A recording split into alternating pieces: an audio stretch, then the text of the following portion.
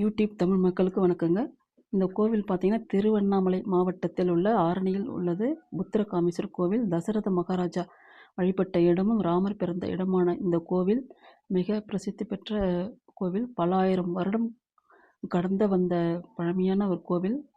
புத்திர பேர் வேண்டி தசரத மகாராஜா வந்த இந்த கோவிலால் நமக்கு புத்திர பாக்கியம் வேண்டி இந்த கோவிலுக்கு எல்லாரும் தாராளமாக நீங்கள் செல்லலாம். இப்போதைக்கு இந்த கோவில் திருப்பணிக்காக நிதியுதவி தேவைப்படுகிறது. தங்களால் முடிந்த அந்த உதவி இந்த பழமையான கோவிலுக்கு நீங்கள் நிதியுதவி செய்யலாம்.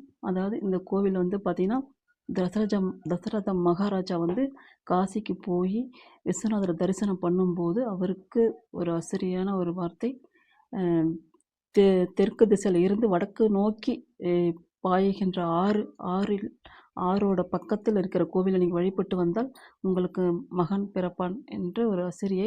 அதனால் தசரத மகாராஜா இந்த கோவிலுக்கு வழிபட்டதால் இந்த கோவில், இந்த ஆரணி என்ற பேர் என்ன பார்த்தீங்கன்னா, தெற்குலேருந்து வடக்கு நோக்கி போகும் ஆறு இந்த இடத்துல இருக்குது. அதனால தான் அந்த கோவில் பக்கத்தில் இருக்கிற இந்த புத்திரகாமேஸ்வரர் கோவிலை அவர் வழிபட்டு ராமர் பிறந்ததாக ஒரு ஐதீகம்.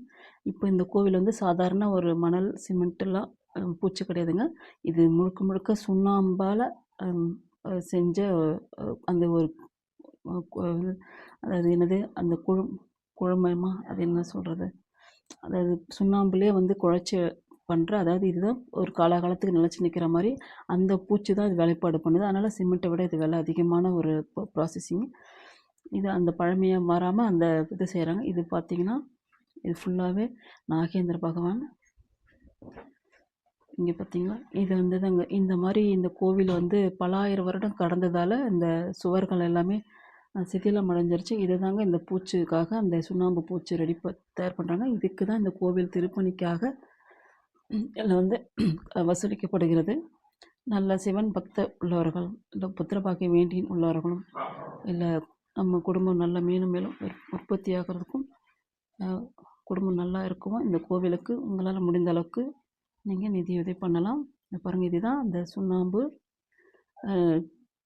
பூச்சி அது அரைக்கிற அந்த மிஷினு. சுண்ணாம்பு அது ஊற வச்ச சுண்ணாம்பு. அதுமாதிரி சுண்ணாம்பு பூச்சாலே இப்போ இந்த கோவில் புதுப்பிச்சு இன்னும் 1 to 2 வருடத்துக்குள்ளே இந்த கோவிலோட கட்டட பணி நிறைவடைந்து விடுது. கும்பாபிஷேகம் பண்ணுவாங்க சொல்கிறாங்க. அதனால் பக்தர்களே, ஒரு நல்ல ஒரு பழமையான கோவில், எப்பயுமே சிவ கோவிலுக்கு நீங்கள் ஒரு கல்லோ மணலோ ஏதாவது நீங்கள் உங்கள் பொருள் உதவியோ பண உதவியோ பண்ணும்போது காலத்துக்கும் உங்களோட புண்ணியம் நீடிக்கும். அது இல்லாமல் உங்கள் தலைமுறைக்கும் தோஷங்கள் நீங்கும். சிவஸ்தலத்துக்கு எப்பயுமே உங்களால் முடிந்த உதவிகள் செய்யுங்க. ஏன்னா இது பெரிய கோவில். அதனால் இந்த